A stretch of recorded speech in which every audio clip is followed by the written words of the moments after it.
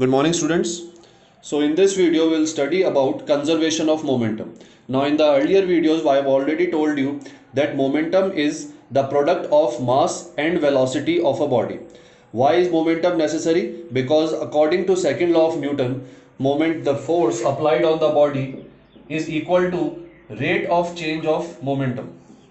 Final momentum minus initial momentum upon time is equal to the force applied. This is the second law of Newton. Now here another important concept we are going to discuss is conservation of momentum. Now conservation, the English meaning of conservation is to protect something or something that does not change. So the same meaning is applied here. The conservation of momentum says that the initial momentum of the system is always equal to the final momentum of the system.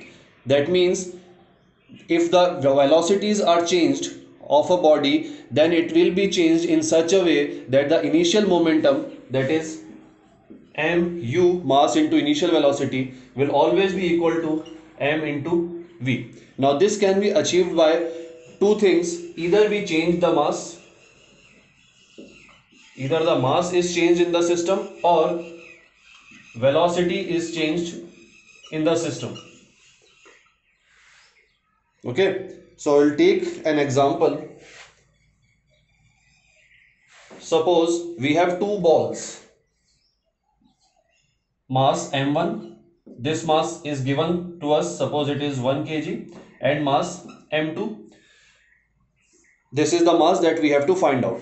Now if we say that initially m2 was at rest, u2, the initial velocity of mass 2 was at rest, equal to 0, and ball m1 is moving in this direction with velocity 3 meter per second, then this ball will collide with this ball. Let us say that after collision, the two balls are moving in the same direction with certain velocity, let us say 1 meter per second. Okay. Now according to this, if we apply the initial momentum equals to final momentum, that is the conservation of momentum, then we can write the system. The initial momentum is equal to m1 u1 plus the momentum of the second body m2 u2. So this is the entire initial momentum. This should be equal to the final momentum. Now since the two balls are moving together, that means the combined mass of the system should be m1 plus m2. This is the mass of the system, and the entire system is moving with the same velocity v. So this gives us the final momentum of the system.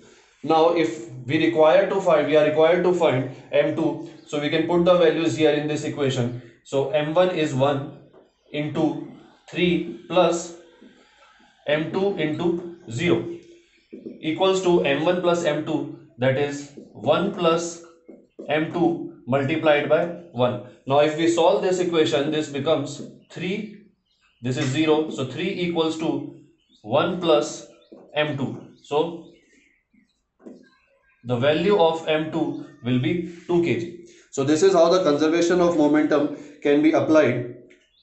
Always remember that it is one of the most fundamentals law, like conservation of mass or conservation of energy. The conservation of momentum is equally important. So you should do as many numericals, as many cases as possible to understand this concept completely.